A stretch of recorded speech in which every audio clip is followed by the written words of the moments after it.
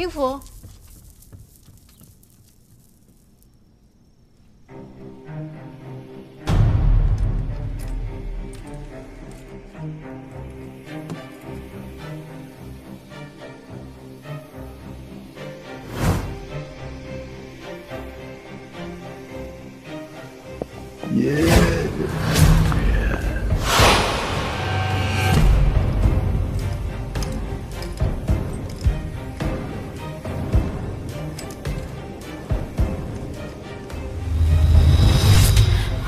发丝被截去了一截。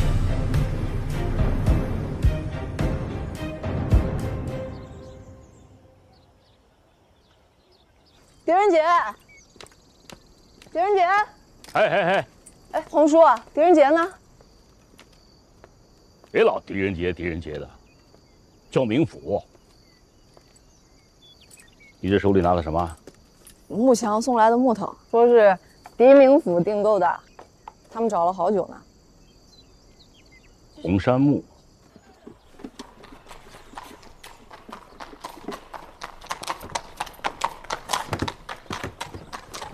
明府，哎，明府来了，您稍后，我这就去请家主出来。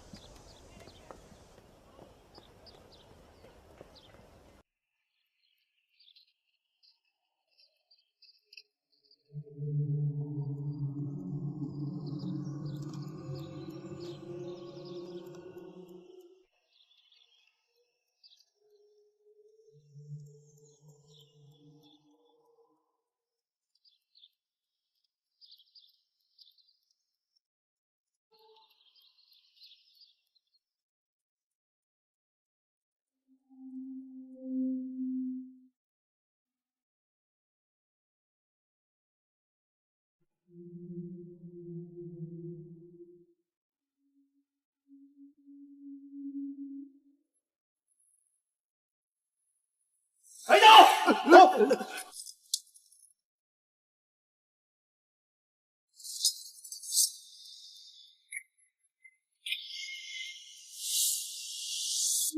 回英来了，来了。是你助我大仇得报，多谢。你应该也听说了吧？我很快就要离开蓬莱。离开之后去哪里？无非是山林乡野。我除了写诗，一无所长。既然苍天留我残生，除了以诗寄情，怀念一联。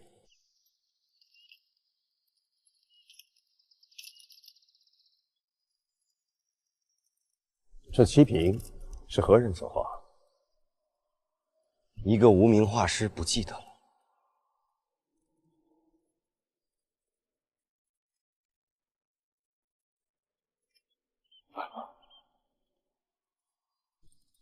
如此，华英不打扰了。冥府公务在身，恕不远送。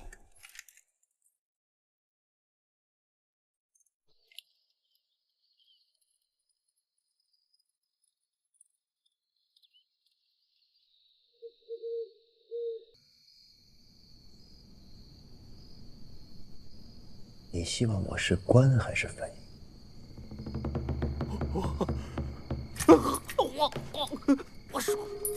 我说是，你害他跑了。他一个身负刑具的逃犯，能跑得出你这戒备森严的采石场？杀了他！我放他！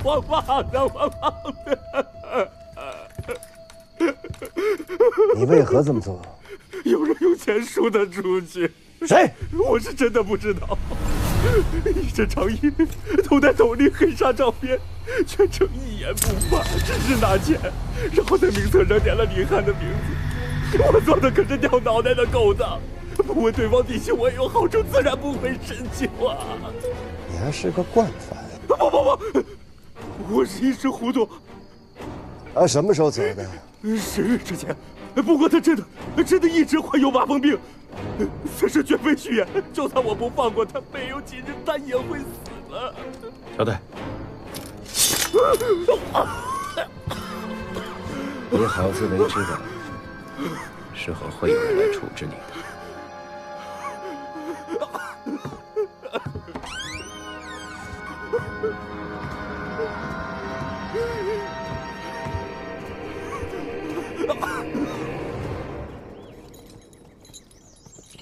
明府，你之前说过，李汉是因银莲的记恨而入刑，而李汉被放又在无名尸发现之前。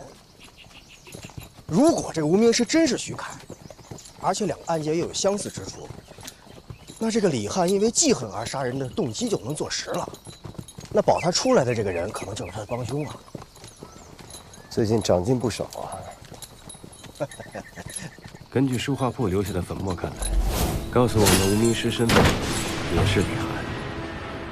现在想来，银莲当时是出于恐惧，因为他当时就认出那个人就是李汉。回城之后去找一个乞丐，长发遮面，后不挡脸，因为麻风病而有残疾，形容特殊。既然形容特殊，就应该不难找。 我是时候去见识一下银莲夫人的真容了。真容？马荣新认识这位霸宗大哥，好大的威风啊！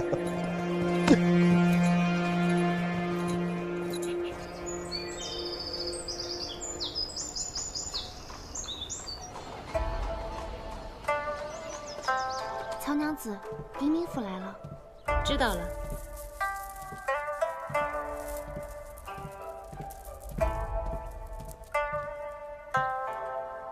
明府，让您久等了。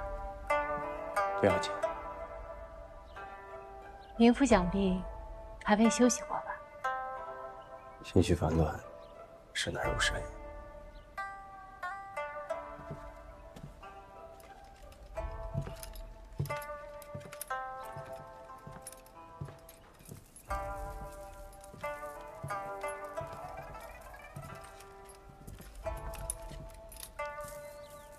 是为银莲夫人遇害一案吗？是。这个案子离奇复杂，这其中的男女情感纠葛，我到现在也没能够理清头绪，实在不知该如何下手。原来明府不是来听曲儿的，难道是有求于我？我想你贯经风月之事见得多了，跟你聊聊。 许能解我心中疑惑。这男女情爱，无非就是相聚时浓，相思时烈，离别生愁绪，痴情生猜疑，多情生记恨。其实这些情感，在滕公的诗句里写得淋漓尽致，其柔媚缠绵。 可比寻常女子的心思更要入木三分。这我还真没品出来。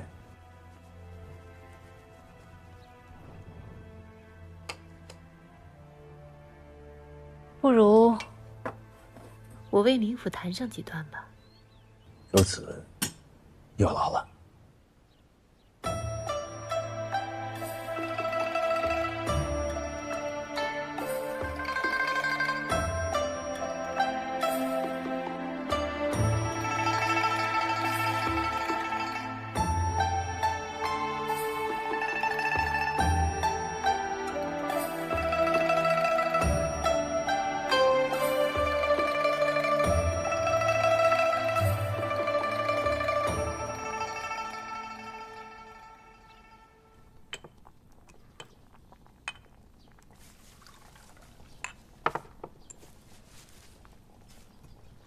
你在这儿干嘛呢？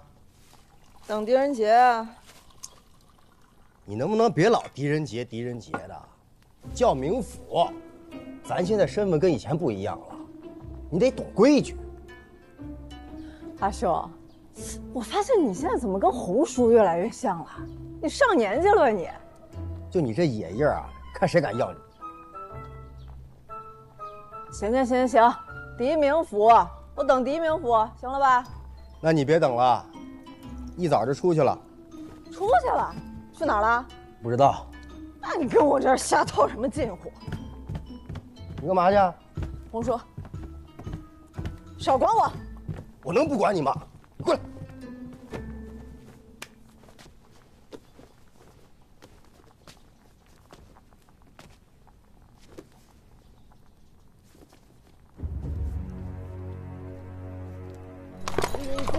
见见他们吧，真是让人担忧啊！都怎么样了？给我们见一面吧。狄老爷吗？明府，来，随我来。各位，今日宴席便酒，各位请回吧。哎呀，明府啊，您到的正是时候啊！其实家主已经将自己关在夫人房中整整1天了，又水米未进，我等正在犯愁。啊，是，本宫与夫人并不同房。啊，您有所不知，其实家主在作诗之时呢，往往是不分昼夜，恐怕会影响夫人的正常休息，所以一直分房而居。哦，就在这里。家主，明府来了。家主，明府来了。我等等。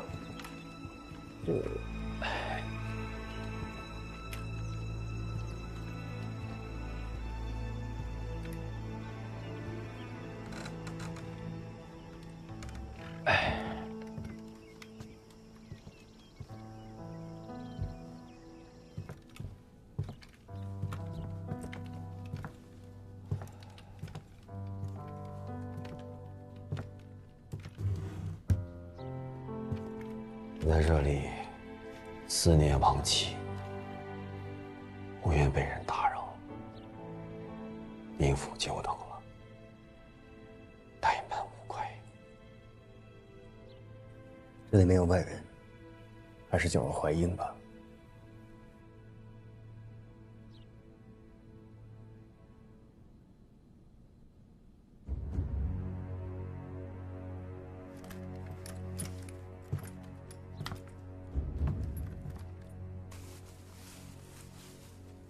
这是夫人的手笔，一浓一牵，正柔气人。旧山虽在不关身，且向长安过暮春。一树梨花一溪月，不知今夜属何人？好诗啊！这些都是银莲留下的。他受我影响，也喜好诗词风雅，偶尔在我指点下写作，兴趣而已，尚不足以传世。见兰芝，则异香自来。此诗若是传送出去，也是佳作。睹物思人，心绪难平。魏英，我们还是换个地方说话。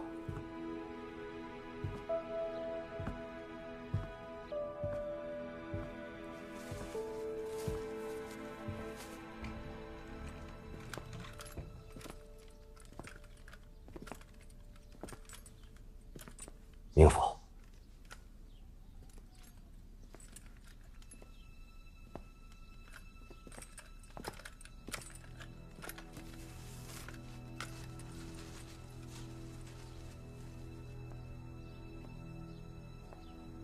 这首诗作，银莲生前曾托我修改，一直未能完成。如今已经改好，却已经来不及让他看见了。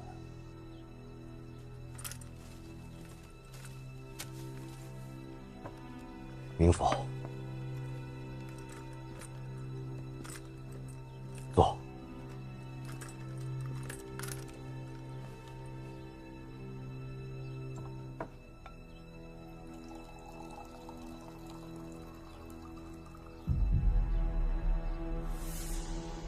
我在朝时，官拜右屯为长史。这马鞭是我当年所用。去之后，我一直把它带在身边，也算是纪念我数年戎马。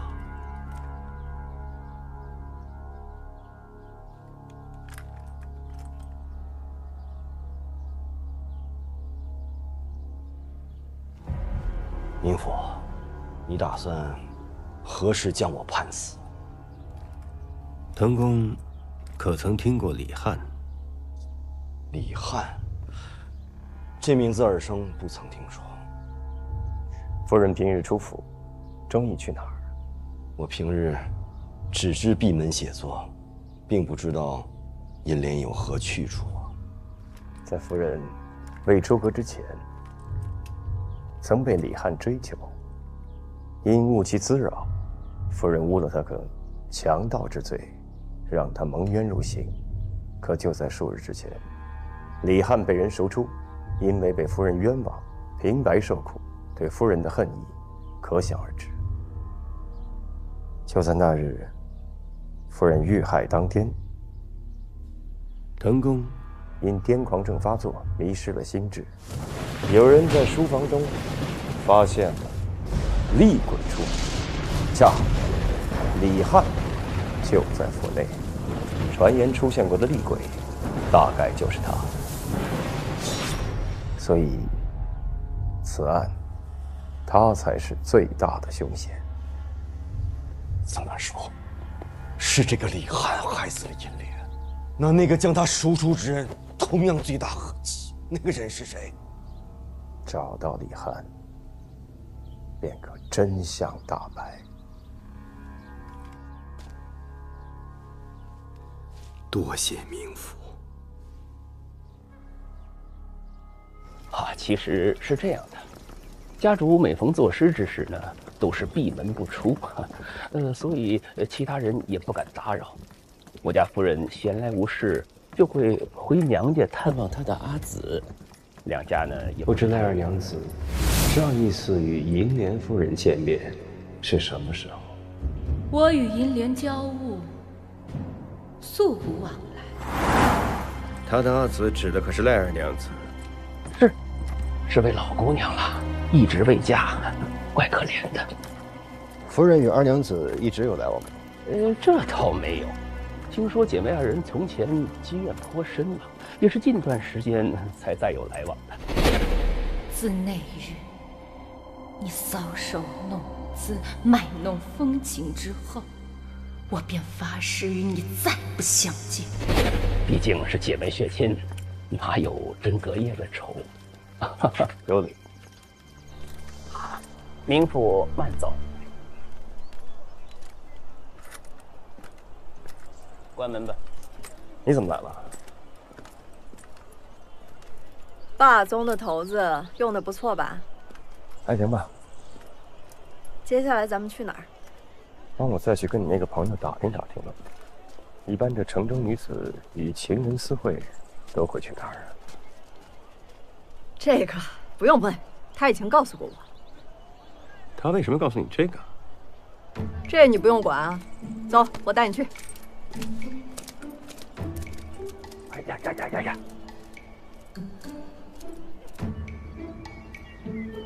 哎呦，贵人来啦！小二，两位，来，里边请，里边请。一不吃酒，二不听曲，向你打听个事儿。啊，我们这儿就是吃酒听曲的地儿，打听事儿，那您可是来错地方了。官府查案，我是狄仁杰。哎呦，狄明府啊，这奸夫有眼无珠。听说你们这儿有一间房，专供人幽会用，可有此事？哎呦，你看我们这是寻花问有所在，不接待什么贫富贫富。只要不违反大唐律令，别的我不管你。是，只是我们这确实不做这桩生意啊。您若再问，我也只能如实回答。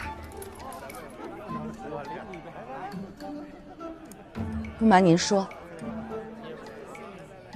我这儿确实有一间房，明府，你也要替我想想啊。在哪里？已经被人承包出去了。谁包的？来人黑纱蒙面的，我确实不知道是谁。带我去看。这恐怕不太合适吧？看来霸宗这头子不太管用吧？哎呀，大人，我没说不带你上去看的，就在楼上啊。那二位随我来吧。来，大人请。哎呀，看来这县官确实不如县管啊。便是这间了。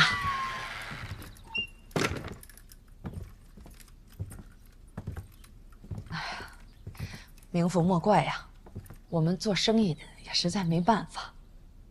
当真不知来者何人？确实不知。这间房子他从来不让打扫，自打包出去之后，连我都没有进来。那与他幽会的人，那就更不曾知道了。先下去吧。哎。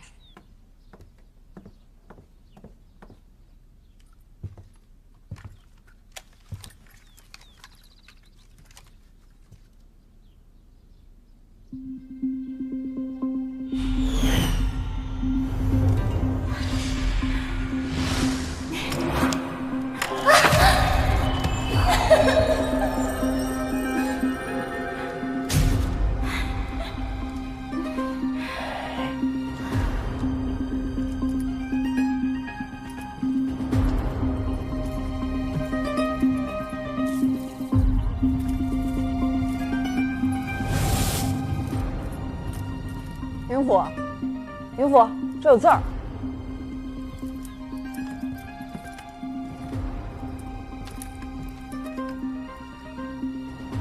旧山虽在，不关身。这是银莲夫人的字。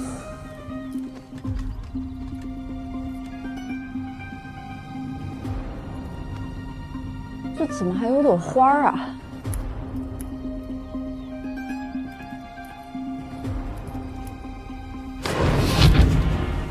你如此大费周章地出来告诉我，这一切都跟徐凯有关。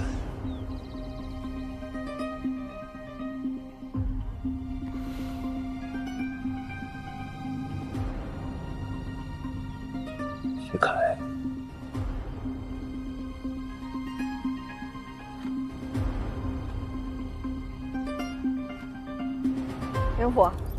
云府，你这叫破坏证物。挺会玩儿。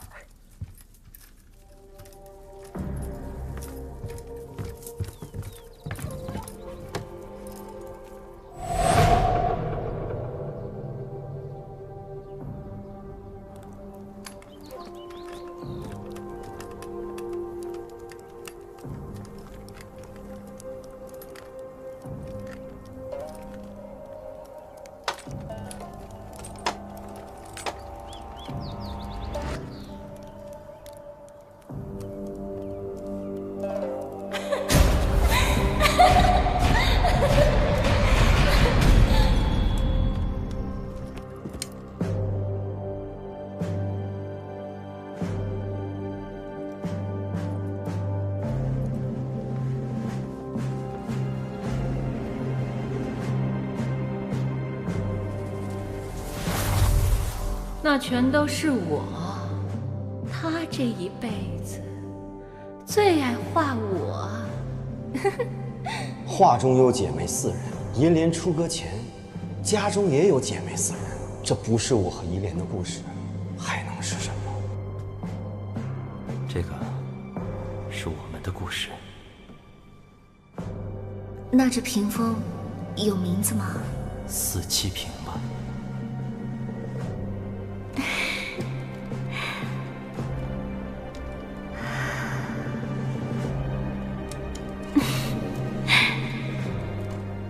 这画上的就是你。你和徐凯之所以偷情，是因为你们彼此相爱。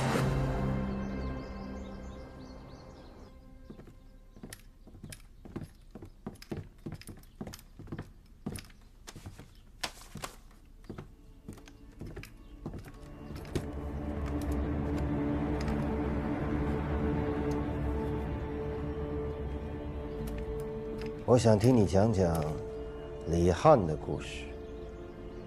不认识。当年，就是在此处，他被府中仆役拿下，还是你告诉我的。我忘了，不行吗？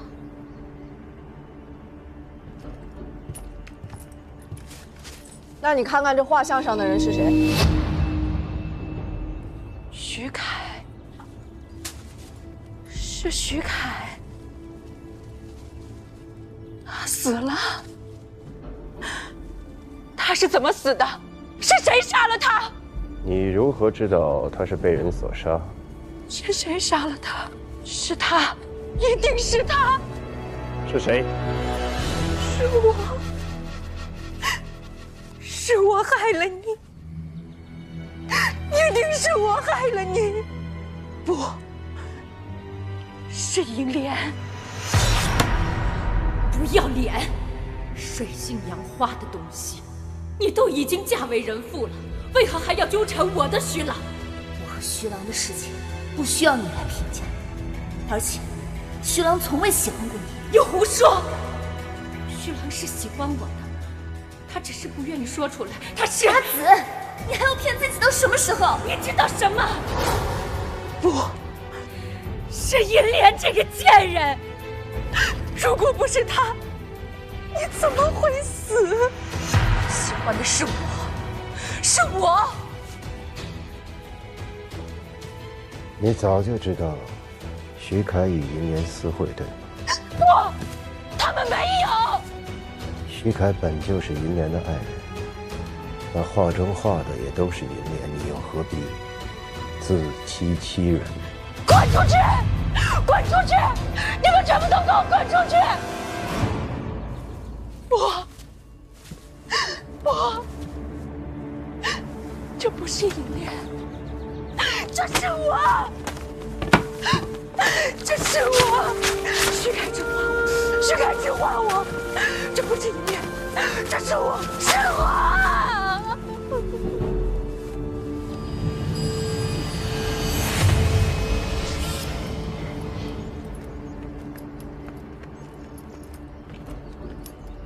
是时候请你的朋友帮第三个忙了。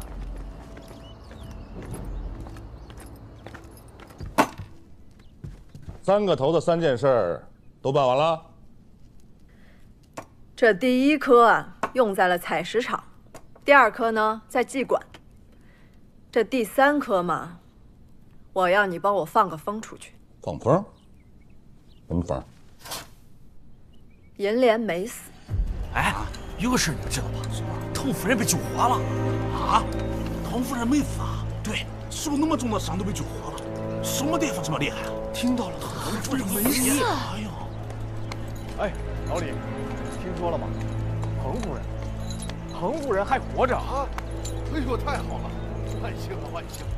滕夫人还活着。哎呦，滕夫人被刺了那么多刀，依旧被救回来了。哎呀，哎呦，我的天哪！你都不知道，那被扎的没有人形了。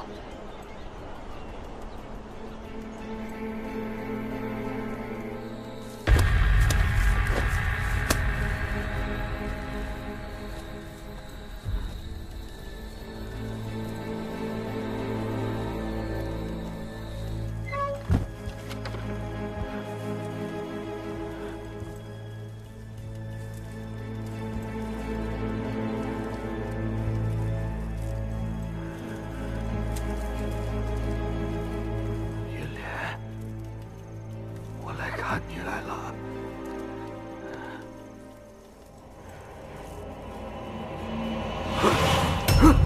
李翰，随我回衙门去。我不跟你回去，不去。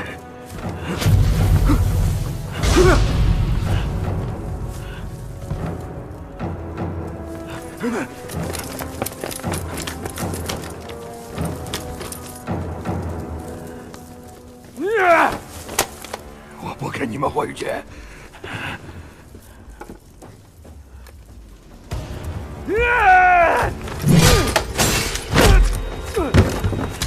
勿要伤到性命。我不跟你进衙门！啊！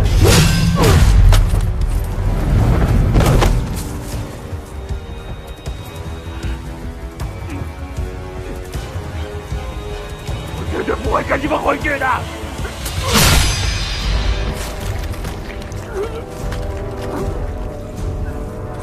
我小姨子。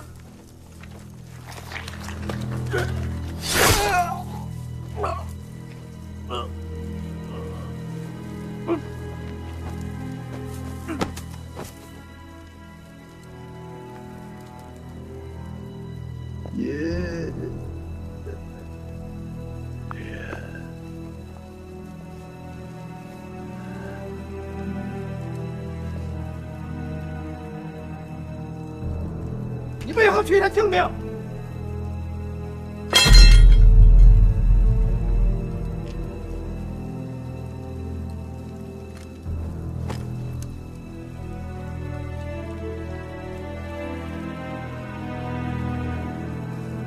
银莲，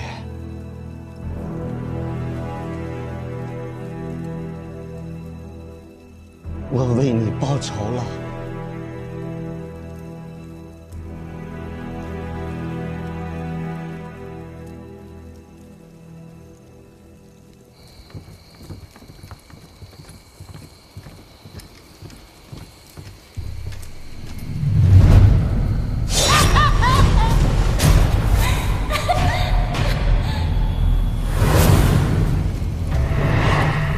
等一等，等！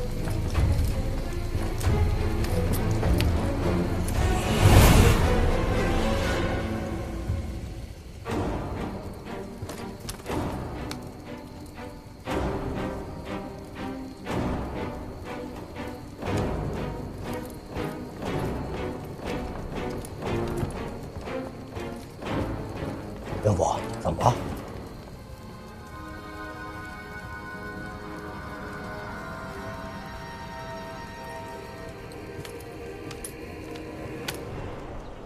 听说啊，那疯子李翰被滕公杀了。是啊，叶绵夫人的仇啊，终于报。哎呀，可惜滕公也不打算留下了。我看见他们家正在收拾东西，准备离开蓬莱。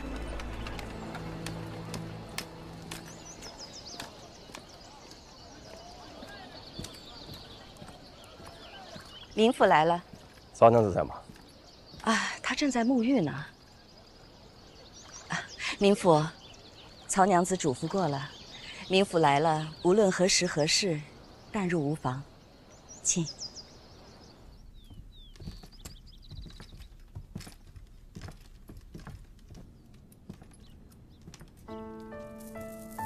林府，是你吗？是我。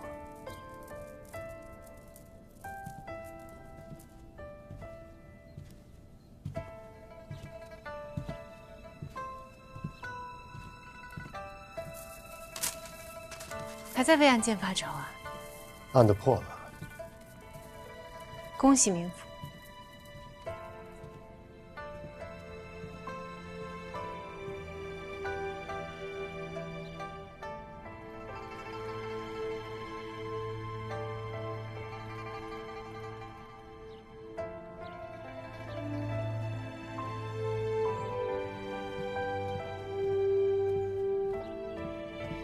案子都已经破了，怎么民府脸上未见一丝喜色？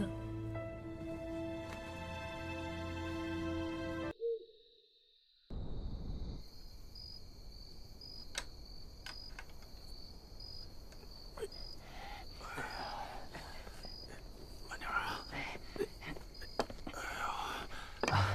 宁府。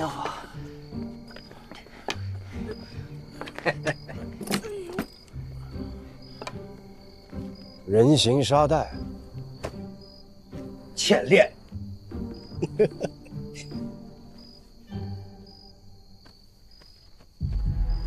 你这后背啊，从军的时候啊，犯了军规，鞭刑罚的。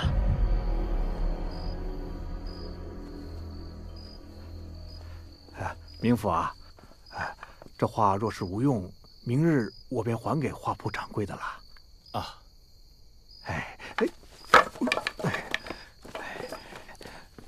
慢着，慢着啊，多谢啊。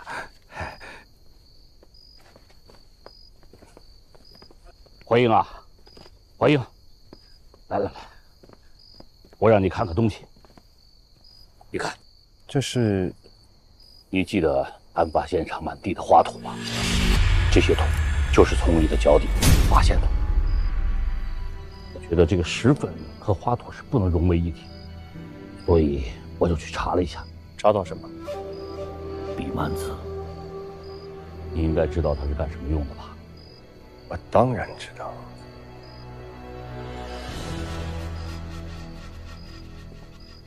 乔太，备马，我要去请腾公。在他离开蓬莱之前，我想请他和银莲夫人再见上最后一面。银莲夫人在验尸房躺着呢，我就是要请他来一趟验尸房。狄仁杰，外面有人找你，一个女的。明府，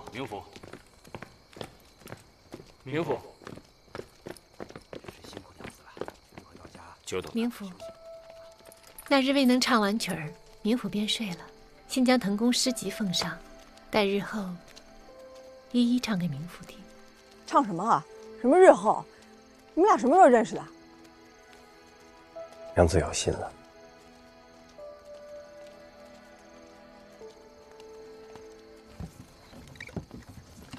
狄仁杰，他到底谁啊？我怎么从来没听你提过？备马，是去请腾公。不许去！我去。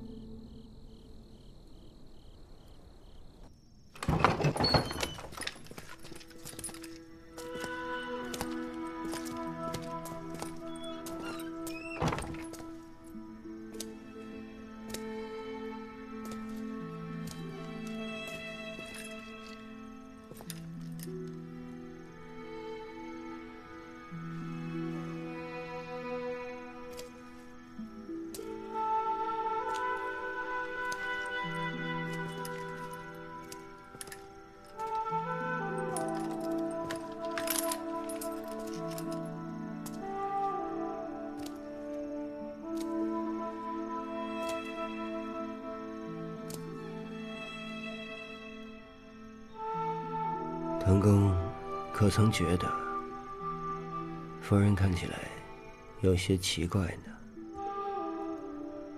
他额前的头发被剪短了。这是谁？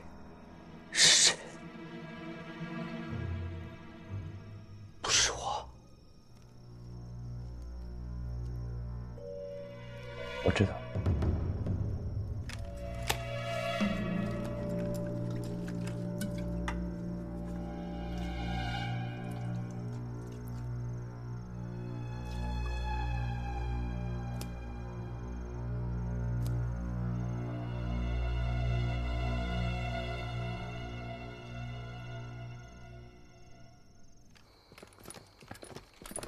明府，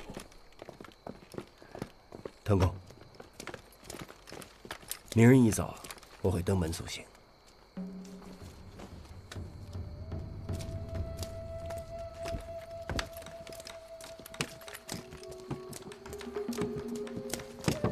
马荣，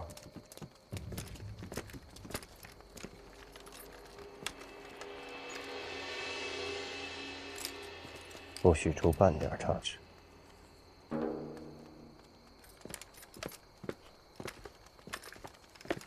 怀英跟你说什么？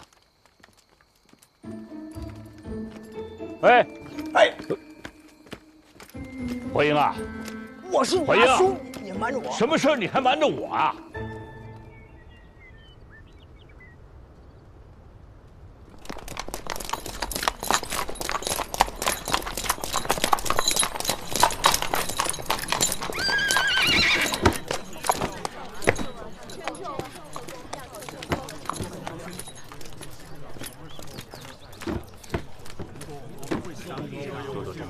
怀英，怀英，你若再不出现，我就见不到我了。不会的，今日你一定能够见得到我。齐平呢？也一并带走吗？那部香之物带走有何用？临走前一把火烧了就好。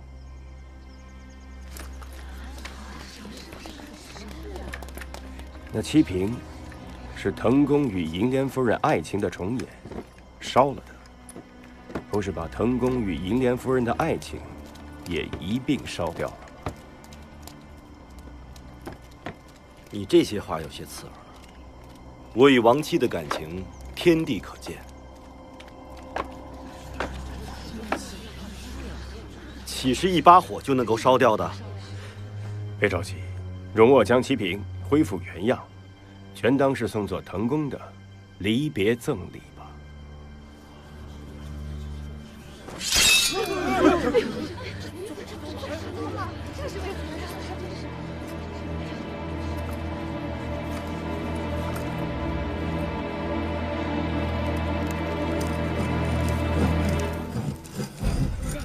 这把它切掉了。这里面还有味道。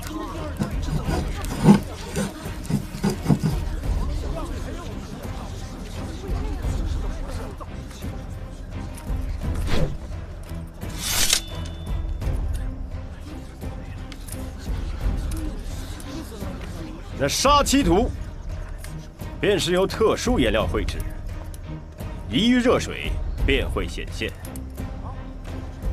我将那特殊颜料刮去，原来的画面便会显露出来。那日，你将一碗热汤药泼于其上，便制造出了一幅触目惊心杀妻图。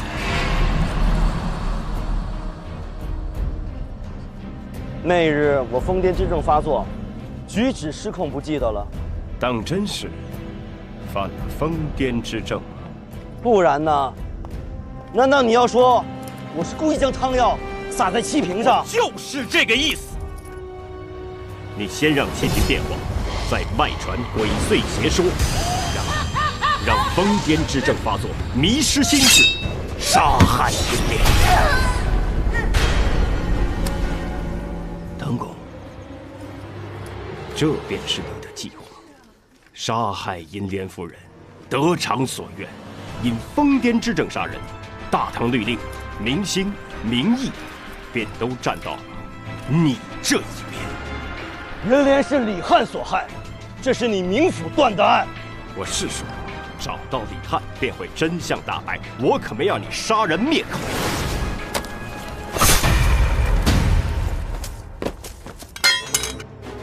若真是那李翰因报仇杀人，又何须大费周章让七瓶变法？我为何要杀银莲？我曾问过你，这七瓶是何人所做？无名画师而已，何必再问？非是画师无名，而是你不想告知我画师的名姓啊！图上画的可是银莲夫人。徐凯，你怎么来了？来，这里有点乱。没事，挺好的。屏风画好了啊，快好了。这是金榜题名。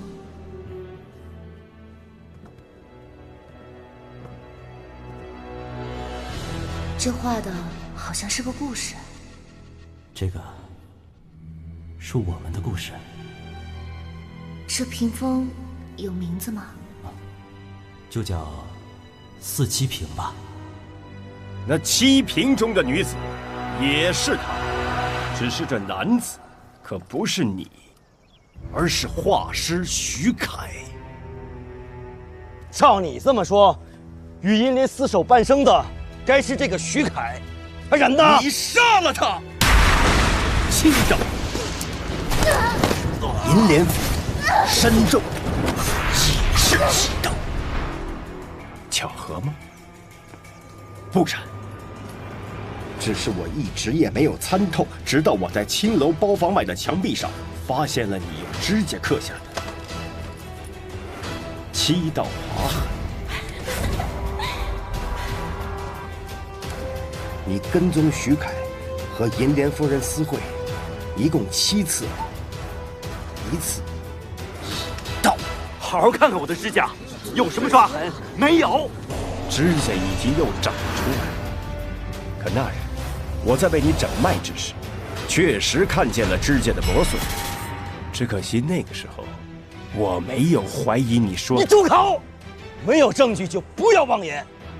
狄仁杰，你构陷我唐凯无妨，若要污蔑银莲与他人通奸，我定不饶你。我一直百思不得解，我不明白，一个男人如何能够忍受如此屈辱。直到我在银莲夫人的房中，发现了你的诗作。旧山虽在不关身，且向长安过暮春。一树梨花一溪月，不知今夜属何人？你说你在为夫人修改诗作。旧山虽有不关身，且向长安见暮春。你把你的印记强加在了夫人的诗作上，企图占为己有。只可惜，你耗尽了心思，却越改越不如原作了。狄仁杰，你个明经科出身的末流读书人，也配评价我的诗作？狄某确实没有诗才，可也不是一个沽名钓誉之徒。有人曾对我说过，男情女爱不过是相聚时浓，相思时烈，离别生愁绪，痴情生猜疑，多情惹记恨。这些情愫，在滕公的诗中淋漓尽致，其媚然缠绵，比之女子还要入木3分。可现在想来，不是滕公心思比女子细腻，而是这些诗作本就是女人所写。若非如此，滕公怎么会明知道旧情人与银莲夫人私会，却还能强自忍耐？只因你比其他人都更需要银莲夫人的诗稿。徐凯，就叫4七品吧。这画的好像是个故事，是我们的故事。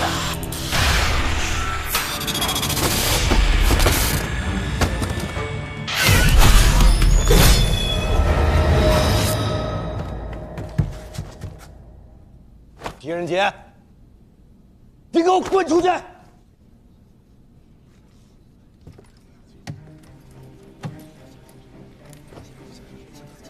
还记得你说过，那马鞭自军中之后便再未用过。这马鞭是我当年所用，去之后我一直把它带在身边，也算是纪念我数年戎马。那鞭梢上的新鲜血迹，又作何解释？敢把你的后背亮出来给大家看看吗？指甲可以再长，鞭痕却是留下就留下。你每日以马鞭自吃，想要降服心魔，可终究你还是忍不了了。你先杀徐凯，然后再假以疯癫之症杀害银莲。你说我的疯癫之症是装的？在你的书房之中，我们发现了比曼词。比曼词少量服用可使人呈现疯癫症之状。为了杀害银莲，你不惜一连服用10余日，坐实了你的疯癫之症。我若真要杀妻，何须如此？一开始，你确实不想手染鲜血，所以你行贿私事，赎出了李翰。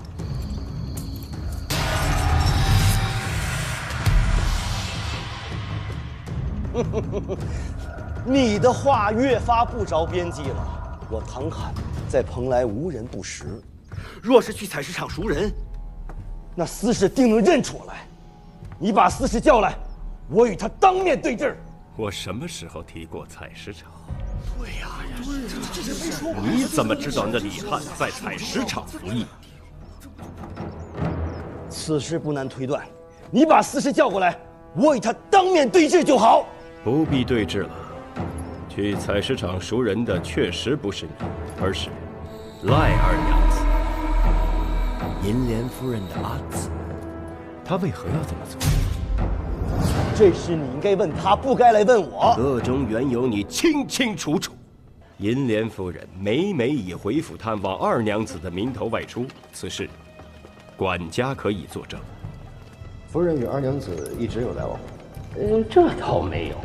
听说姐妹二人从前积怨颇深了，也是近段时间才再有来往的。你若早知二人交恶，那么银莲夫人便是在撒谎了。你明知道赖二娘子深爱徐凯，而徐凯麻风病愈后又与银莲再续前缘，你利用了其恨心起，让他赎出李翰。若不是李翰这只拦路虎，你就成功了。他知道你杀了徐凯之后，必生杀妻之意，只一次次的潜入府中，意图保护银莲。你知道他不敢报官，便顺理成章地利用他，成功地转移了我的注意力。你是个薄情寡义之人，自然想不到李翰因银莲而蒙冤入狱，却至死深爱银莲。断发便是凭证。这样的一个人，万万不可能生出杀心。好一段爱恨纠葛的故事，感人肺腑啊！狄仁杰，你言之凿凿，是有将我治罪的证据了吗？我没有证据。李翰和徐凯皆已身亡。只凭着在你府中找到的笔蔓子，不足以给你定罪。狄明府，我腾侃在诗坛的盛名，岂是你几句风言风语就能动摇分毫的？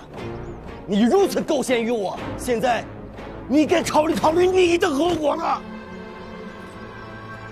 想你也曾是凭借真才实学叱咤诗坛，怎会沦落至此？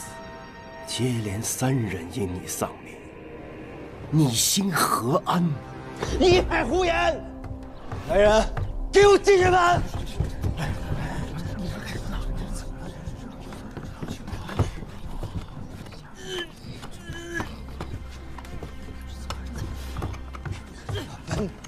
啊！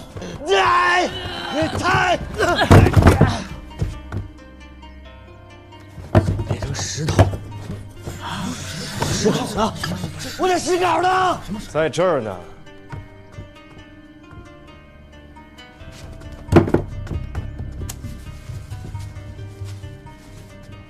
其他石稿呢？我其他石稿呢？在去往长安的路上，是我吩咐马融入得府来，将他们都替换了。这些诗稿都是银莲夫人的笔体，是你还未来得及誊抄之作。你每日假装悼念，将自己锁在夫人房中，其实是在翻找遗作。我治不了你的杀人之罪，可你用银莲的诗作金鸡夺魁、欺君之罪，你照样难逃一死。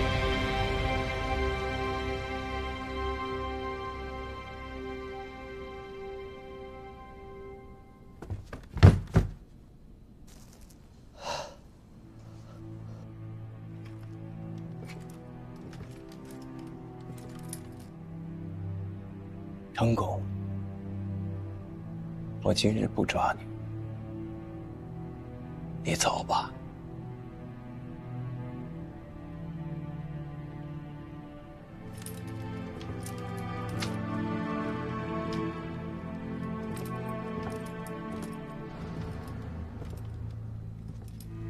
可是你要记着，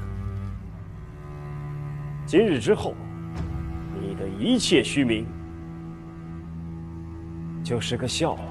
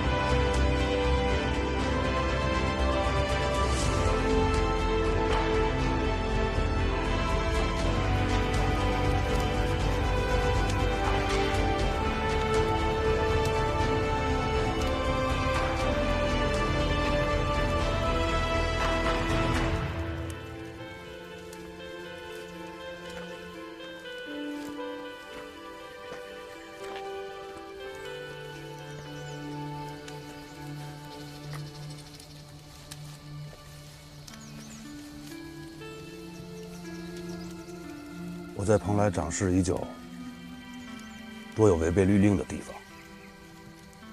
狄仁杰打算怎么处置我？他说：“你输了，以后蓬莱县，你管得的，他来管；你管不得的，也由他来管。”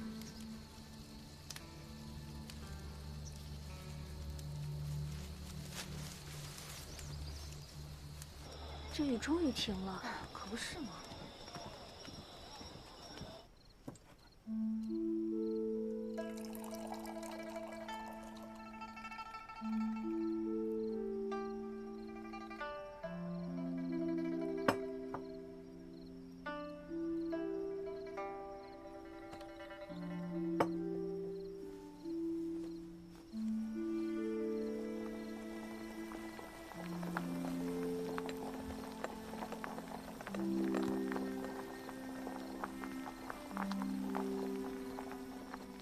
红杉木做的。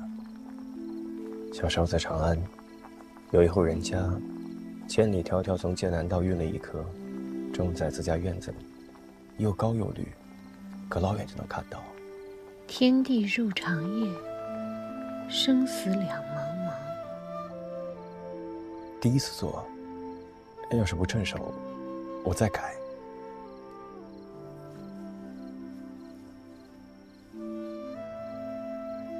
做得很好，不必改了。谢过明府。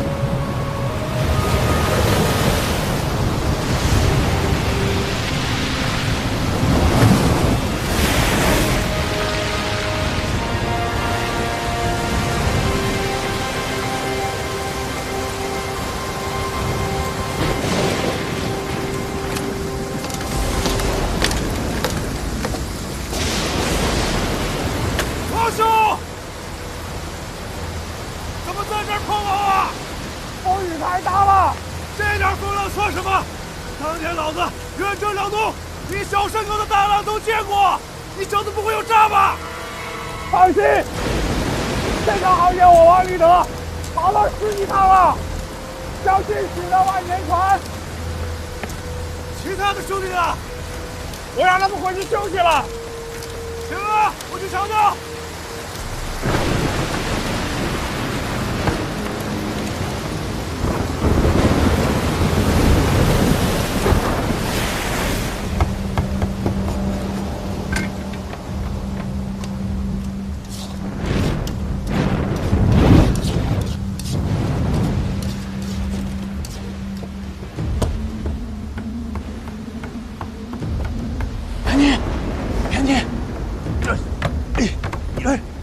들어가 숨어 있으라고 했잖아.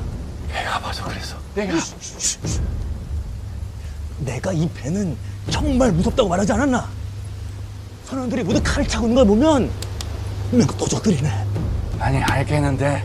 만에 하나 이 선원들이 내가 자네를 다니고 이 배에 탄 걸 알게 된다면 분명 자네 모가지를 베어버릴 걸세. 아 버리자. 알겠어. 자. 이걸로 해결하시고, 이걸 해결하시게.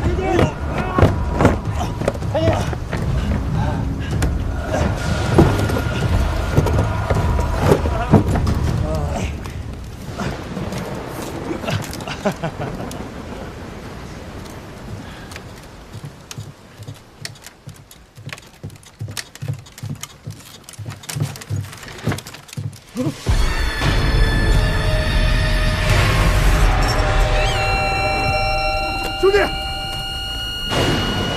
醒醒！兄弟，王立德，公道相言，本必大风势。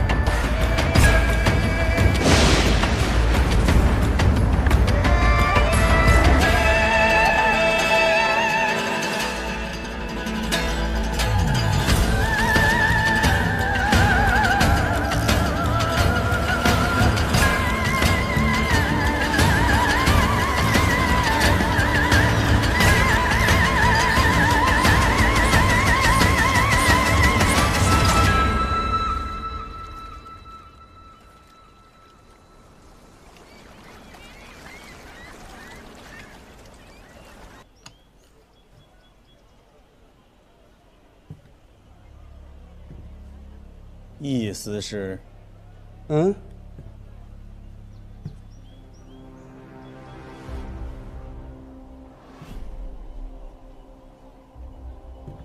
我忘了，这是孝敬刘中士。白凯，你们顾船主准备了不少好东西啊。刘中使远道从京城来替金上采办，听说他还是皇后的亲信，咱得招呼好了。是，但是你们平时对本官吝啬得很嘛，拿一些毛皮人参就把我给打发了。意思是说笑了，你是掌管码头的市舶使。顾船主家的哪船货物进港敢忘记打点？你意思是啊？再者，我还听闻刘中使此次来意不善，咱把他伺候好了，以后大家才有钱赚，是不是？也是。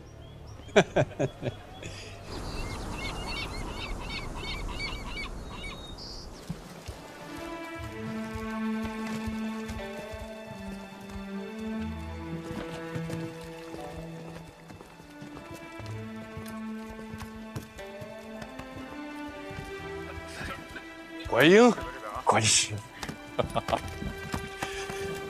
京城一别，有1年多了，我还记得那个时候，在悲欢亭外为你送行，亭外一片落花，真是令人惆怅。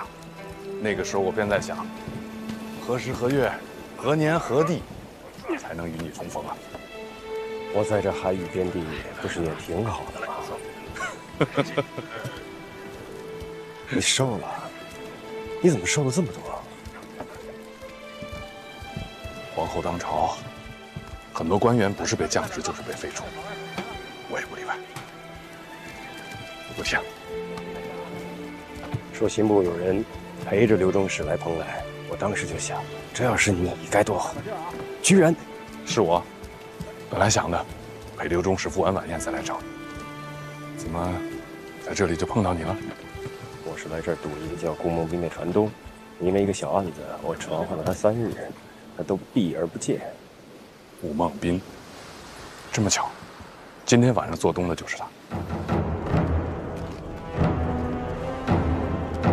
顾船主到。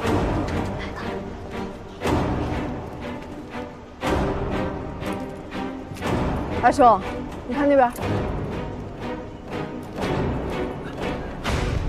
这顾家的阵仗也太大了。他是蓬莱最大的船主，这港口进进出出上百条船都是他的，他的船能开到倭国跟百济国呢。你们几个进去收拾一下。下说。意思是，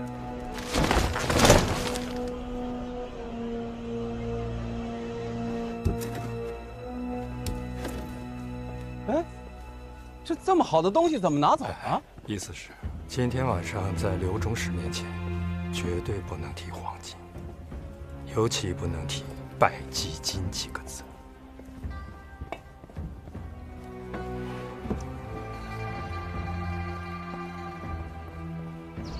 他们往帐篷里运什么呢？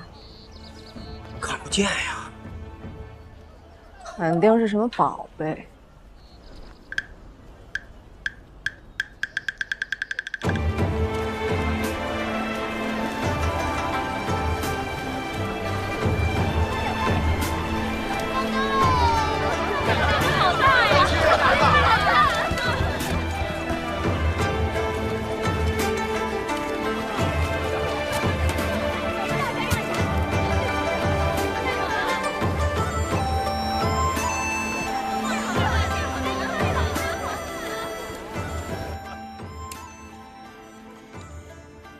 小民冒昧得知，忠史入宫侍候金上和皇后之前是在海边长大的，便斗胆将这宴席设在此处，愿忠史开怀一醉。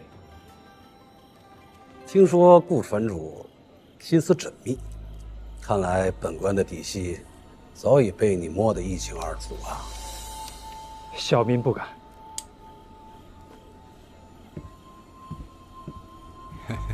忠史。下官在市舶使，主管海外进来的货物。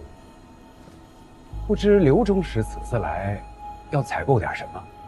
这要看蓬莱有什么了。啊，都是些微薄之物，恐怕入不了金上和皇后的眼。下官请刘忠史先过目。我是个粗人，平生呢只好2样物事，一呢是听个曲儿，2是黄金。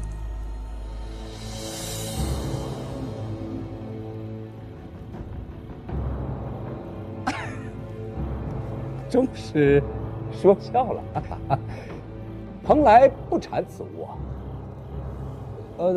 但是歌妓顾船主已经为您准备好，就在外面，就在外面。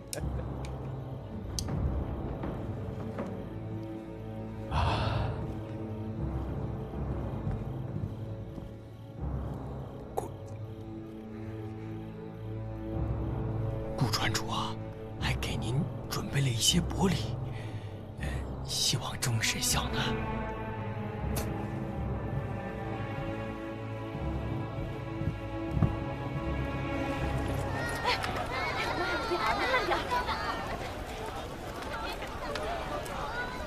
等等，什么人啊？不长眼啊！狄明府不认得。小的有眼无珠，请明府恕罪。明府，之前就是这个叫白凯的衙人，我找顾传主，他从中百般阻挠。哎，一定是误会，小的怎敢？都站好了啊！别急了，别急了。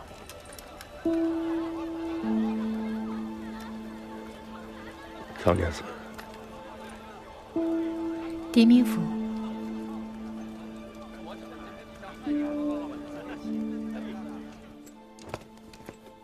禀刘中使，蓬莱县令狄仁杰求见。这是师伯使给刘中使的接风宴，让他来作何？听说这狄仁杰和侯府郎是旧相识啊。回中使，在下与狄仁杰确实有同窗之谊。我还听说，连皇后都对他颇为赏识啊。是，不过在下看来，他生性好动，在京城赠贤不闻暗读，奉皇后之命，在蓬莱施展拳脚。请狄明府。是。有请狄明府。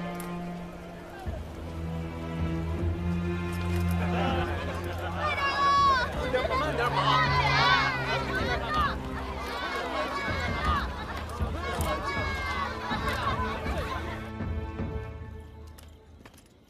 下官狄仁杰见过刘中使。侯府郎，意思是？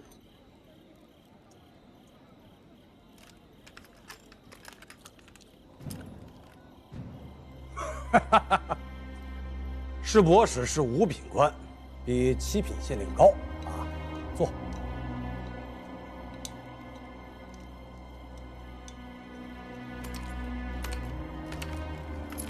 听说狄明府生性好动，这黑夜前来，不是为了蹭口酒吧？刘中使自京城来，下官有事远迎，以示失礼。不要说这些客套话，我是个粗人，想必狄明府是为了公事而来吧？侯府郎把你捧上了天，我倒是好奇了。哎，没见过县令断案，如果你有公事，就在这里办，让本官看看。下官从命。刘中使，咱们还是先听个曲儿吧。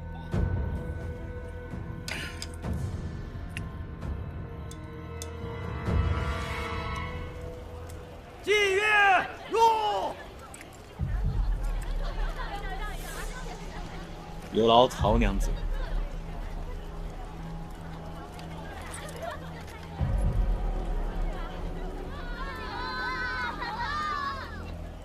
此画中人叫王内德，据说是顾传主手下的一个衙人，负责转运海外货物。狄明府，我早就跟你派来的人说过，我手下没这个衙人。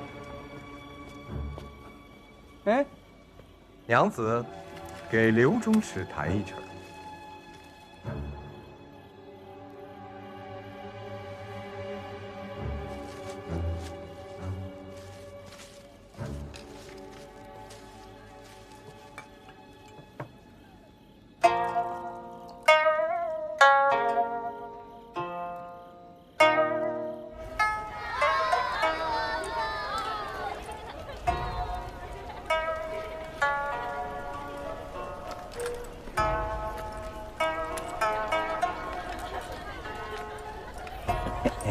娘子怀里这面鼓，倒是很特别嘛，我还从来没有见过。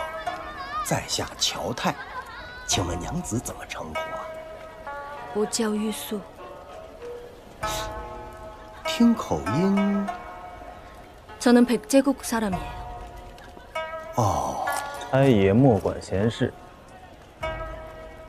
我跟玉素娘子说话，与你何干？不巧，今晚这里的歌妓我们全包。有钱了不起啊！我看跟班的了不起啊！你给我等着！数日前，衙门公差接到举报，说有间租铺逾期没有交租。经查，便是此画中人于数月前出海，原定上月返回，却迟迟未归。于是，本官便差人去找顾船主核实。拖欠租金，区区几个小钱，何必要惊动顾大船主啊？中士所言极是，只是查出的货物非同小可。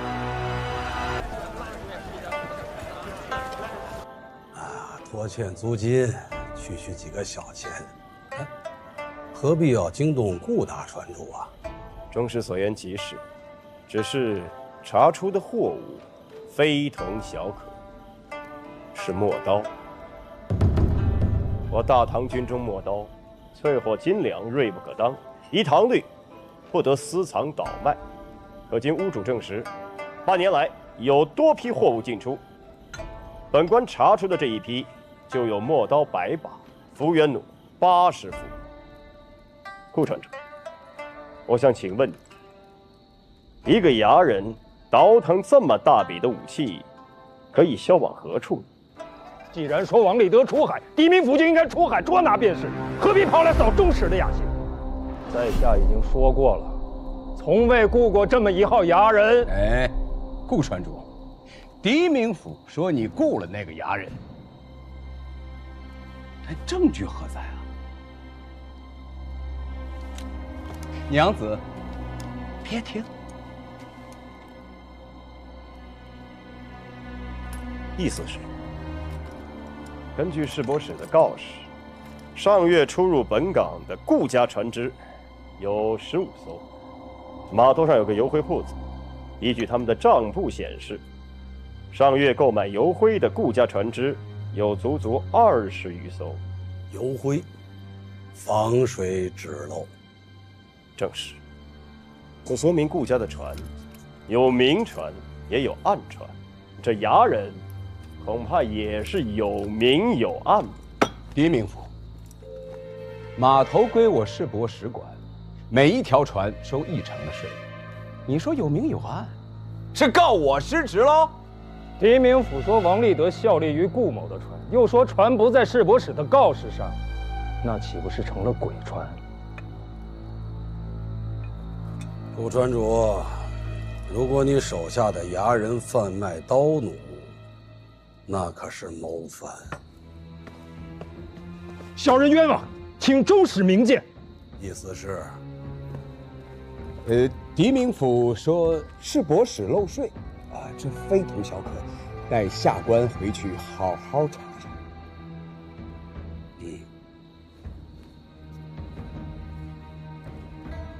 本官初到蓬莱，有些困倦了。我看这件事，不如从长计议吧。中使，此案事关重大，可否请顾船主留下，容我问个清楚？听狄明府的意思，是怕本官护佑他二人。不敢。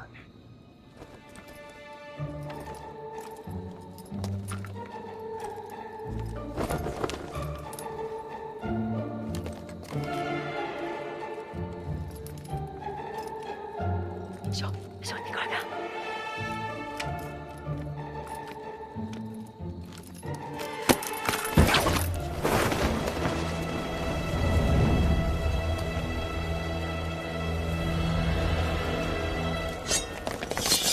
疯子，别动！别动！天家兄弟，干什么？天家兄弟，自己人，自己人，不会，明府，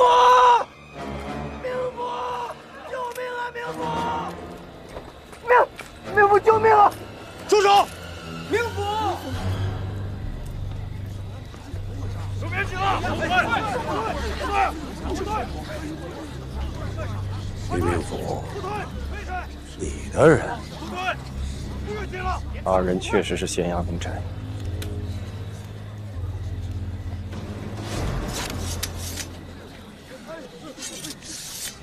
那这些是？这些是顾船主。狄仁杰，你突然前来给我下套，要诬陷本官受贿吗？下官绝无此意。旁人退下。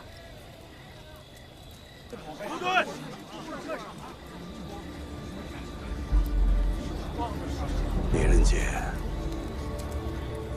接旨。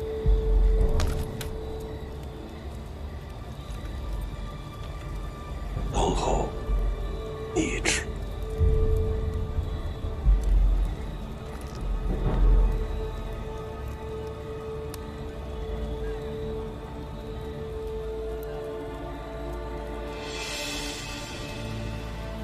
狄仁杰，据查，近日有100骑黄金经蓬莱流入京城，朝中乱臣用其收买人心，扰乱市集，图谋不轨。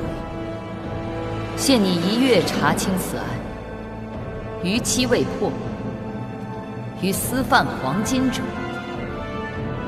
同罪。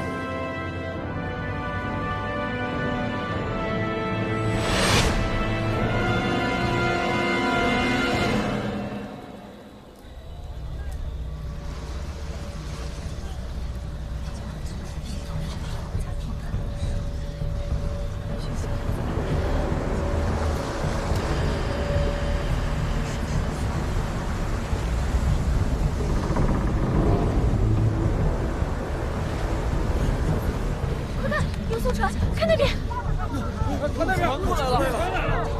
你看那边，船上好像没人，这不是鬼船吗？过去看看。船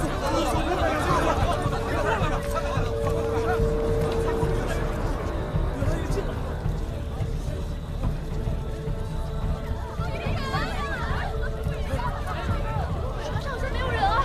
真的没人？鬼船！这鬼船奇怪呀！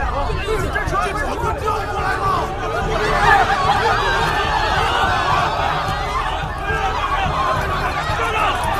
上船！船上！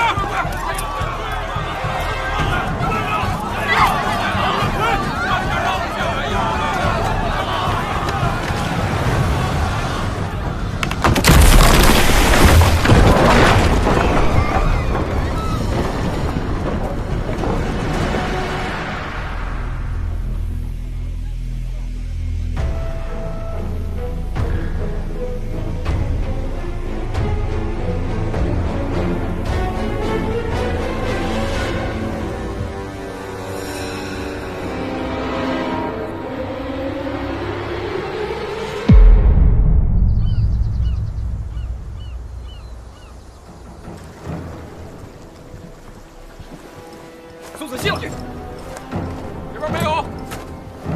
这个箱子，来了，那给我仔细的找，把那箱子都给我拆开，到底看看里面是什么。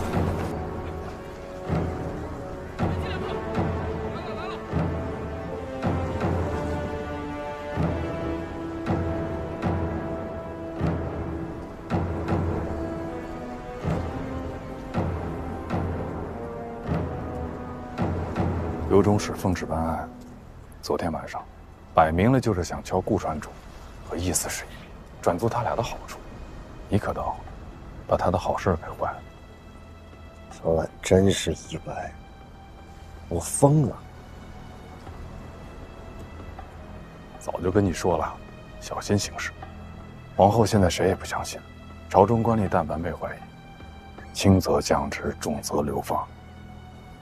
你不能再惹事了，这不是你意气风发成本事的时候。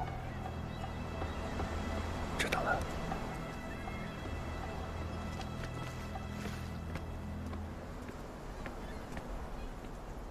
李司事，可查到了什么？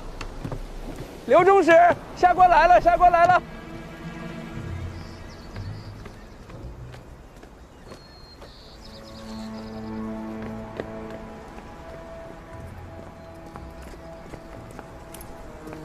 回禀刘中使，这条船诡异的很，确实是条鬼船。有这种怪事？船舱查了吗？看了，船舱之前是有水手的，住的用具也都在。伙房里面还有米和面。如果说是遇到了海盗袭击，杀了船员，那肯定是有打斗的痕迹啊。但是刀痕、剑痕都没有，莫非是他们受了惊吓以后一起跳海了？那船上的货物呢？就是些毛皮、草药，不值几个钱。可知道那些货物是从哪运来的？那就难说了。讲，漠河国、百济、新罗、丹罗国、倭国都产这些东西。看这船的样式，分明是我大唐海船。我自幼在海边长大，这骗不了我。回中使，顾某的船队里绝没有这条船。坏了！大唐海船居然无人认领，这船上的水手也离奇失踪，难不成还真是条鬼船啊？啊！来来来，给你们看样东西。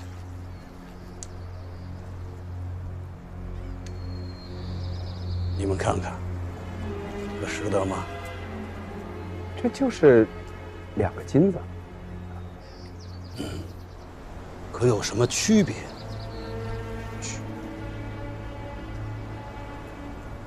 一粒是沙金，一粒是百济金。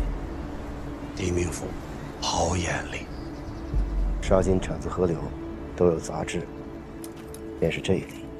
另一粒色泽细腻，若是未经过提纯，必是产自山脉。据说百济有矿脉，其金子状如蚕豆，便是另一例。刘中使若是怀疑此船跟走私百济金有关，请让本官上船勘验。这查验进港的船只是我师伯使的事情，何时轮到了县衙的人？侯夫郎，你以为呢？不如让他试一试，要是什么都查不出来，也可以挫一挫我这位同窗的锐气。谢刘中使，侯夫郎。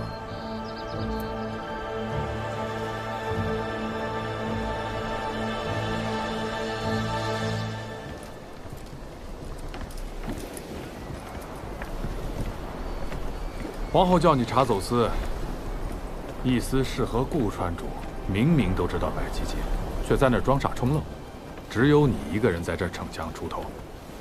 刘中使是带着密旨来的，这边没有，我能躲得掉吗？这个箱子，来了，这边看一看，把这个打开。缺了一个，也许是有人拿着它逃生了。灵府，这是干什么用的呀？这种滚木是船上用来移动重物用的。你看，原来也许就挂在那儿，被砍断了之后，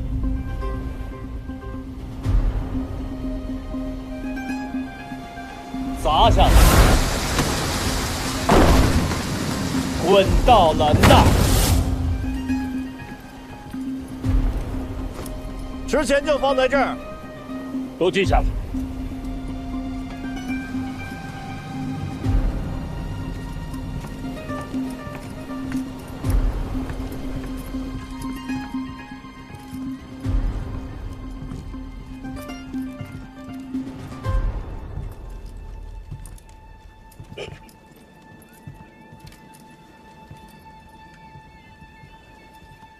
灵府，他们还带了蘑菇来船上。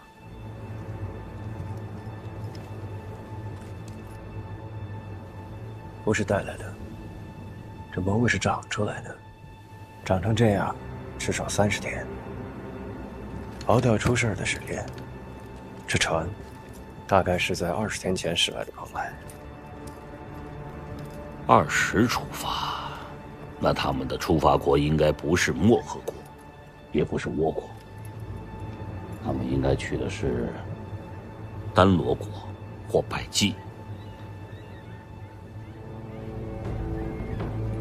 向渔民打听过了，百济金，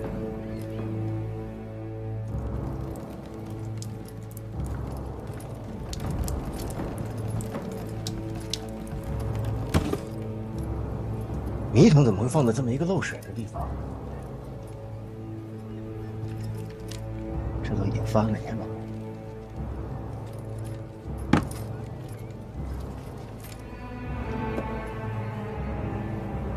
帮我。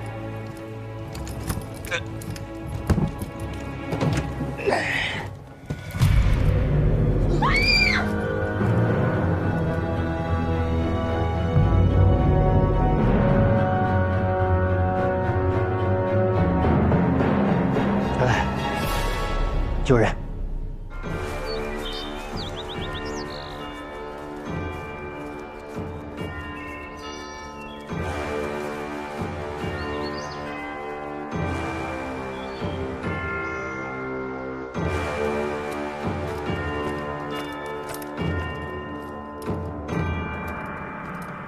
明府，玉素娘子带到了。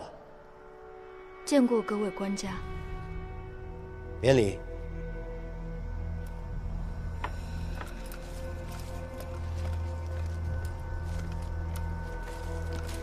请开始问吧。 성함이 어떻게 되세요? 어디에서 오신 거예요? 저 백제 사람입니다.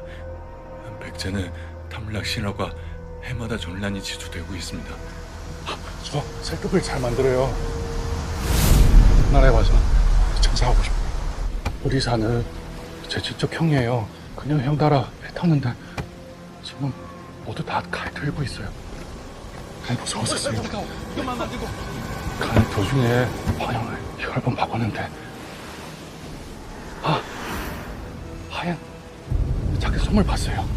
여기서 다 죽을 거라고 형이 너무 두려웠었어요. 그날 무슨 일이 있었는지 모르겠어요. 좀 갇혀 있었어요. 며칠 동안 갇혀 있었는데. 그런데 이튿날까지 기다렸는데 어찌해도 판자가 안 열리는 것이오. 그래서 내 마구 소리를 질렀는데 아무런 회답조차 없었다. 等到第二天，他怎么推也推不动板子，拼了命的喊也没有人回他。如果不是被你们救了，他早就饿死了。问他可认得此人？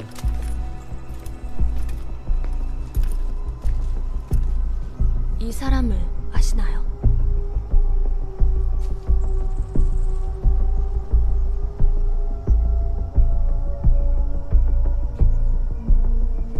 狄明府，别受这百济人的诓骗。从百济到蓬莱的航道上根本就没有小岛，单凭这一点，就足以证明这个瘦子在胡说八道。他不是饿疯了，就是在故意骗人。他的话没一句可信。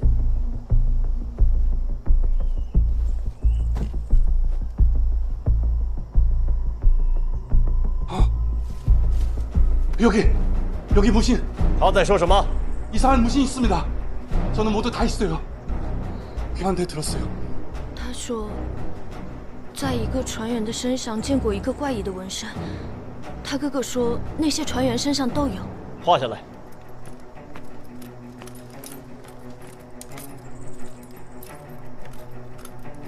여기 보신 거를 그려주실 수 있어요?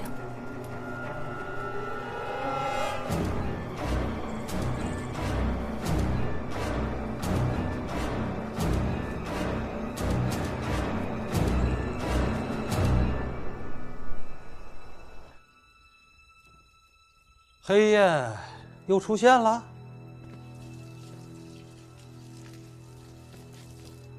是。那时你们还小，不知道，这会儿前朝余孽曾经很是嚣张，散落各地，是先帝的一大隐患。后来是哪年来着？啊，贞观14年。 剿灭颇有成效，基本剿绝，剩下的也都灭了。那次剿灭该托谁的福来着？狄明府，你的父亲狄之训，功不可没呀。回中使，狄之训当年的案子早就已经平反了，而且也没有直接的证据证明他与黑燕有勾结。狄之训当年是受到威胁，才选择自尽身亡。不过，正如您所言，这销声匿迹多年的黑燕，又卷土重来了。狄明府，你觉得这走私百济金的是这伙人吗？你现有证据，尚不足以得此结论。那还不快去查？是。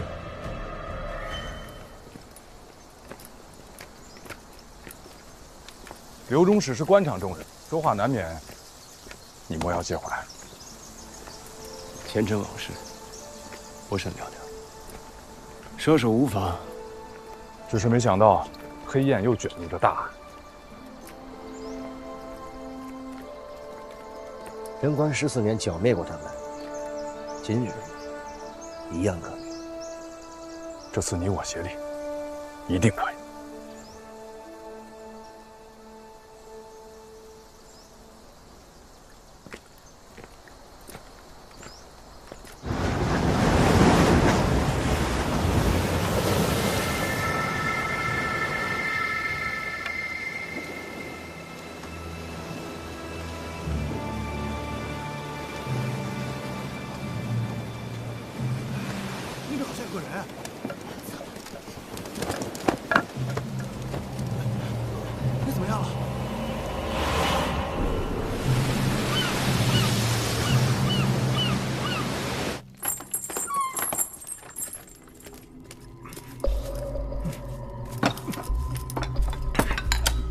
刚才没到。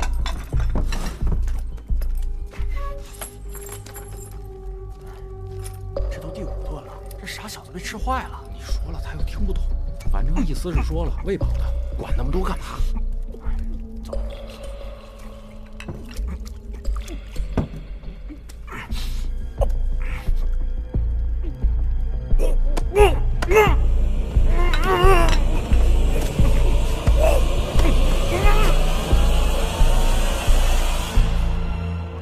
确定他是噎死的。我一早得到消息就去查验了，从他欧洲的食物当中并没有发现什么毒物。饿极了的人是不能这么暴饮暴食的。谁让他这么吃的？一潘，明府，红叔，海滩上飘来一个人，像是那个鬼船上的船工。死的活的？活的。通报刘中使侯副郎，升堂。禀明府，此人全身腥臭无比，我们给他冲洗过了。下去吧。是。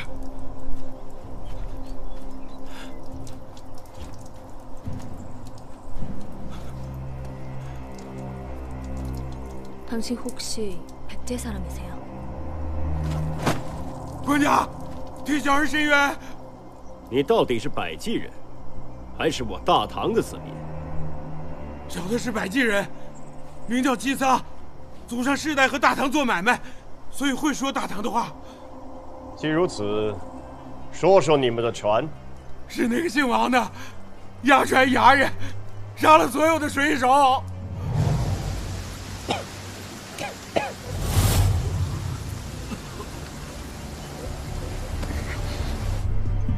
你可认得此人？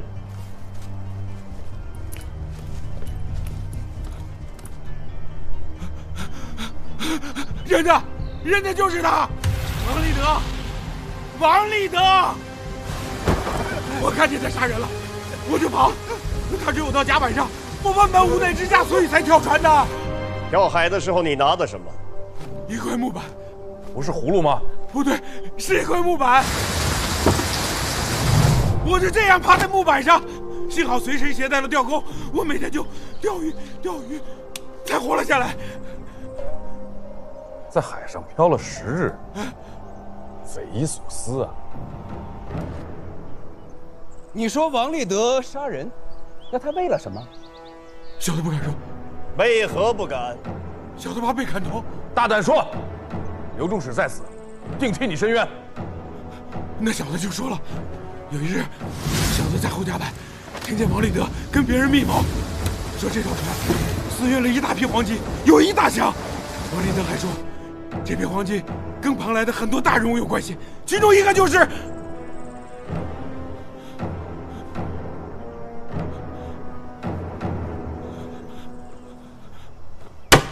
说，其中一个就是姓顾的船主，船就是他的。胡扯！还有一个姓易的官家，血口喷人你！县令也收了他们的好处，好像叫姓狄。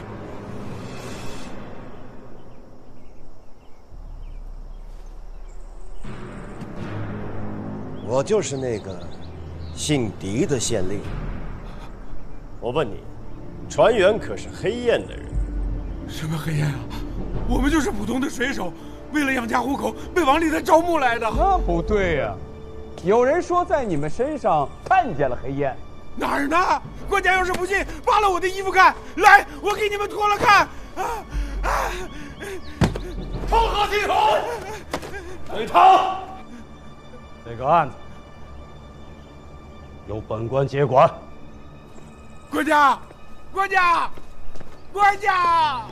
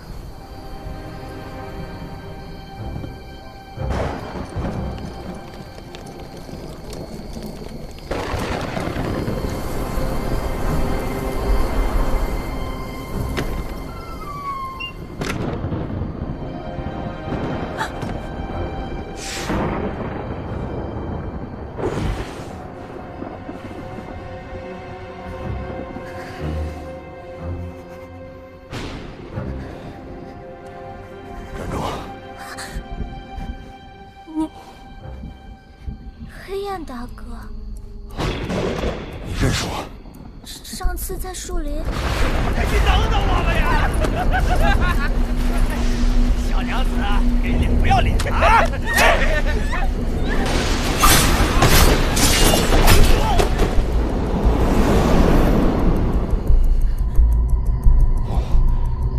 是你。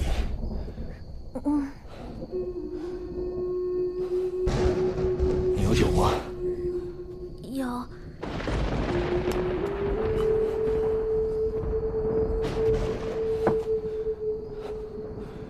你会弹滨州小调吗？未曾学过。那随便弹个什么。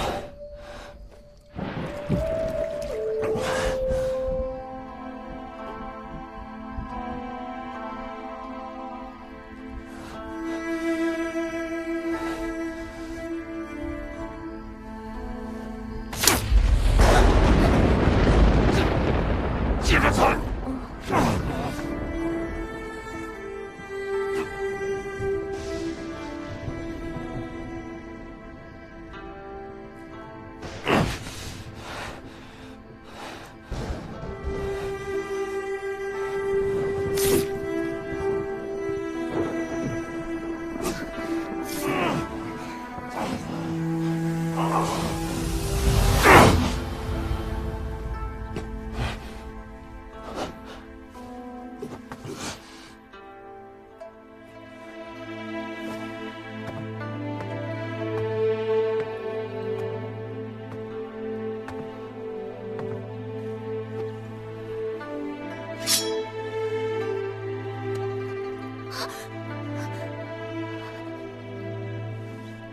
我是不是也不应该说那2个字？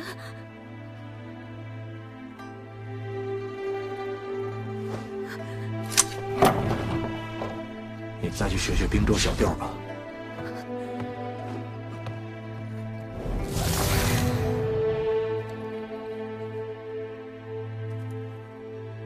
不要跟我说这种话！你给我出去！以后不要再让我看到你，滚！我还会再回来的。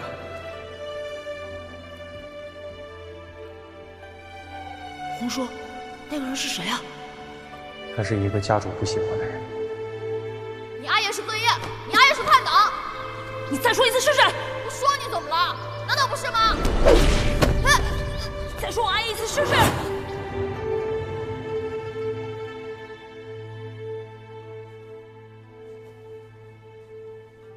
我睡着了。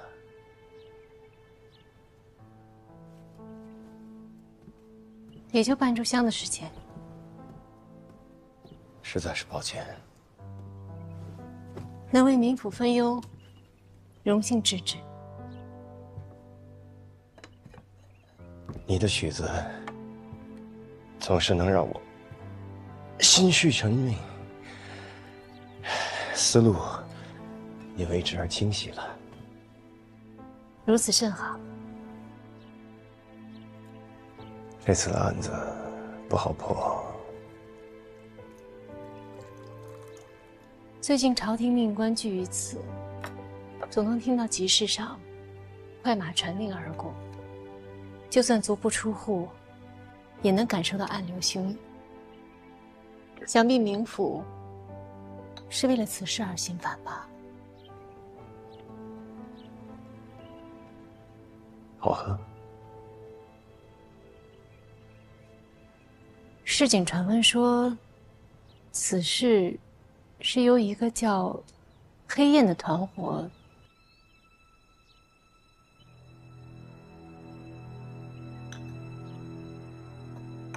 每次娘子弹琴，我就会很愉快。我还有事，告辞。冥府保证。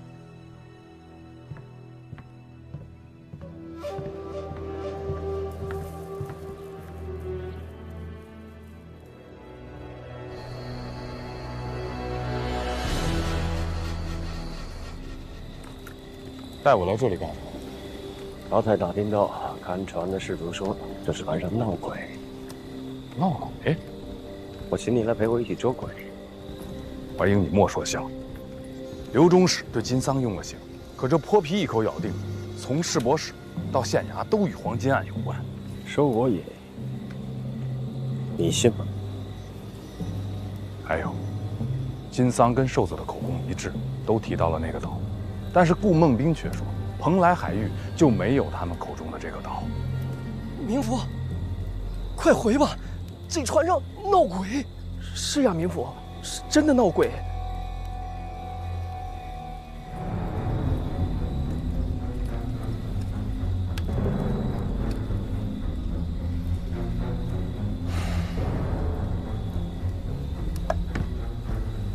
请。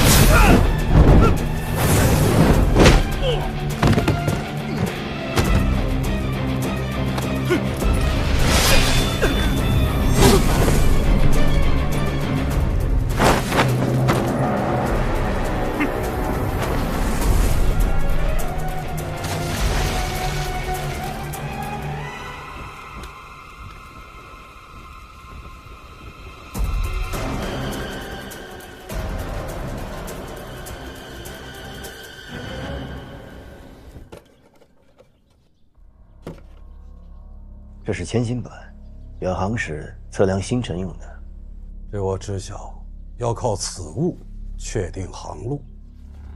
中使，这是他们在海上走私黄金用的航海图，起点是百济国，终点是蓬莱。你们来看，此处有一小岛。瘦子和金桑口供一致，这处小岛或许便是关键。你是说，黄金藏在这岛上？当务之急，便是尽快过去查看。事不宜迟，金桑虽然满嘴污秽，污蔑了狄明府，但蓬莱一定有人牵扯在黄金案当中。如果风声走漏了，恐怕别人会先行一步。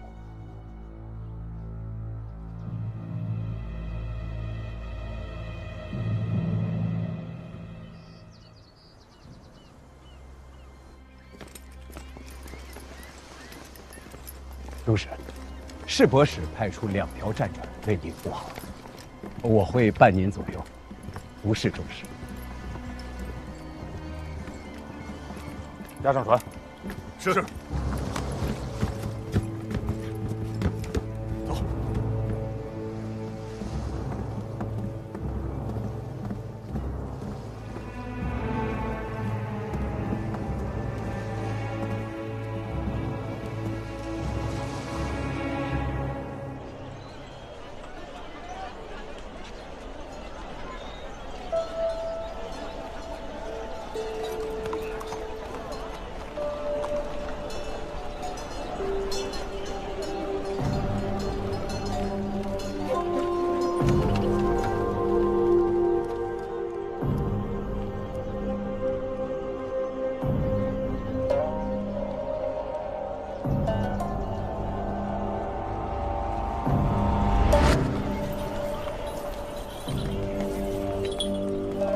我要走了。小云却想要飞得更高，就要去更远的地方。出去走走吧。困在这个笼中，终究是只能供人玩耍。早安，小娘子。咱们有缘再见。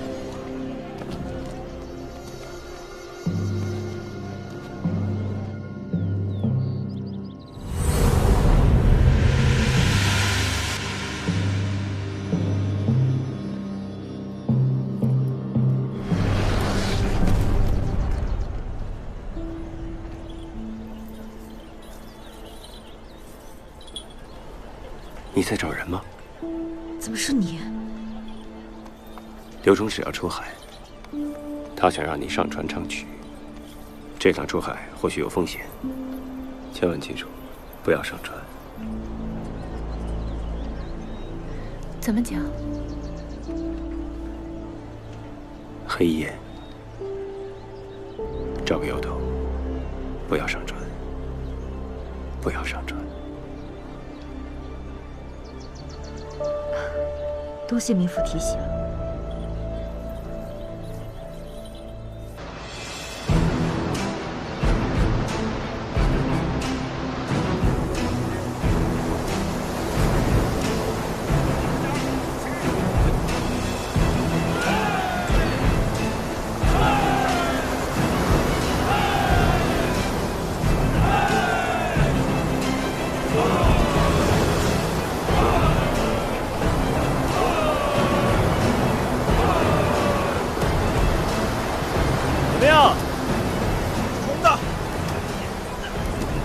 这就对了。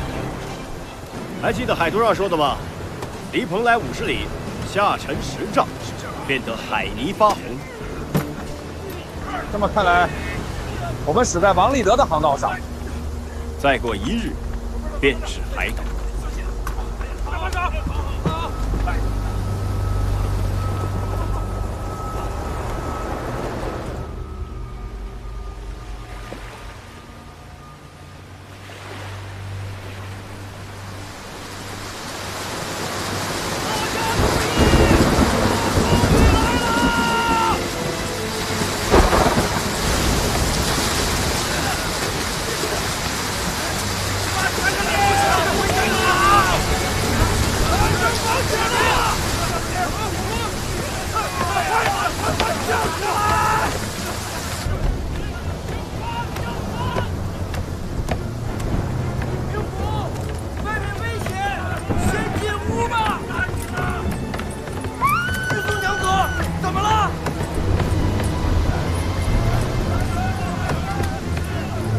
宗娘子，你没事吧？玉宗娘子。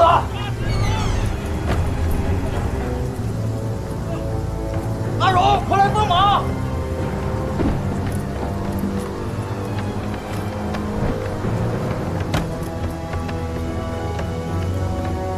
刘中使，有请两位娘子上楼献曲儿一首。